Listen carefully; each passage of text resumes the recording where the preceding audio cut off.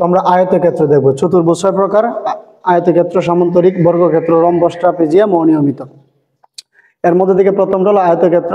তো আয়তক্ষেত্রের আমরা পরিচয়টা প্রথম জানি, এরপর আমরা চিত্রটা দেখব এবং পরিমাপ করব। তো যে চতুর্ভুজের বিপরীত বাহুদ্বয়, যে চতুর্ভুজের বিপরীত বাহু, আমি আপনাদেরকে একটু এখানে দেখাই।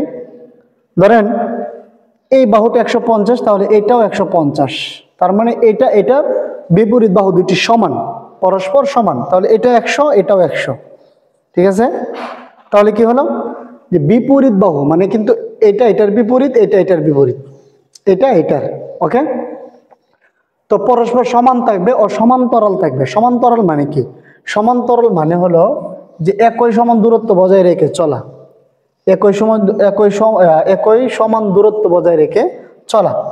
ঠিক আছে? একই সমান দূরত্ব বজায় রেখে কি চলা, দুইটা চলতে থাকবে একসাথে, কিন্তু একটা আরেকটার সাথে কি লাগবে না, মানে সমান দূরত্ব বজায় রেখে চলাকে সমান্তরাল বলে। আচ্ছা, এবং প্রতিটি কোণ সমকোণ, প্রত্যেকটা কোণ এখানে কি, প্রত্যেকটা কোণ সমকোণ। সমকোণ মানে কি 90 ডিগ্রি সমান, 90 ডিগ্রি সমান, এটাকে বলে সমকোণ। আচ্ছা, সমকোণ মানে অর্থাৎ 90 ডিগ্রি সমান, তাকে আয়তক্ষেত্র বলে। তাহলে আমরা এখানে একটা আয়তক্ষেত্র দেখলাম, এটা একটা আয়তক্ষেত্র যার বিপরীত বাহু দুটি পরস্পর সমান ও সমান্তরাল এবং কোণগুলো সমকোণ 90 ডিগ্রি সমান। 90 ডিগ্রি সমান কোণ আপনি কিভাবে চিনবেন? ধরেন একটি সমতল জায়গাতে একটি রেখা আঁকার পরে আমি যদি সোজা আরো একটি রেখা আঁকি, তাহলে এখানে দুইটা কোণ উৎপন্ন হয়। এই প্রত্যেকটা কোণের মান কি 90 ডিগ্রি।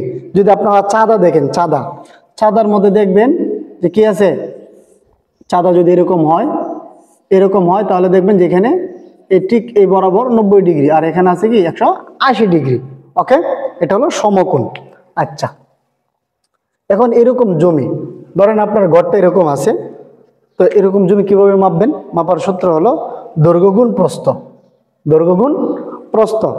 তাহলে ধরেন এখানে আমরা এই যে প্রস্থ যেটা আছে নিলাম 150, এরপরে দৈর্ঘ্যটা নিলাম 100, তাহলে দুইটাকে আমরা গুণ করব। ঠিক আছে? তো গুণ করলে কত হয়? গুণ করলে এখানে 150কে যদি আপনি 100 দ্বারা গুণ করেন তাহলে হবে 15,000, মানে বর্গ ফুট। এই যে আপনাদেরকে এই জিনিসটা যে দেখালাম যে 435.6 বর্গ ফুটে 1 শতাংশ, আমাদের তো এখন শতাংশ নিতে হবে, সুতরাং আমাদের এটা দ্বারা গুণ ভাগ করতে হবে। 435.6 বর্গ ফুটে যেহেতু 1 শতাংশ, এটা দ্বারা যদি আমরা এটাকে ভাগ করি তাহলে আমাদের শতাংশটা বের হবে 34.43 শতক। 34.43 শতক কি জায়গা এখানে আছে যদি আমার আয়তক্ষেত্রটা যদি এরকম হয়। এখন আপনার বাড়ি কিরকম আছে আমি জানি না, আপনার ঘরটা যদি এরকম হয় যে 10/16, 20/30, তাহলে আপনি এই সূত্র অনুযায়ী মাপতে পারেন। ঠিক আছে? আপনি এরকম একটা জায়গা আঁকবেন। ঠিক আছে? ধরেন এটা 20 আর এটা হলো 10, না এটা না, এটা হলো কি 10, তাহলে 20/10 গুণ করেন, 435.6 দ্বারা ভাগ করেন, তাহলেই হবে। তাহলে আশা করি আপনাদের এই বিষয়টা আমি আপনাদেরকে বোঝাইতে পারলাম।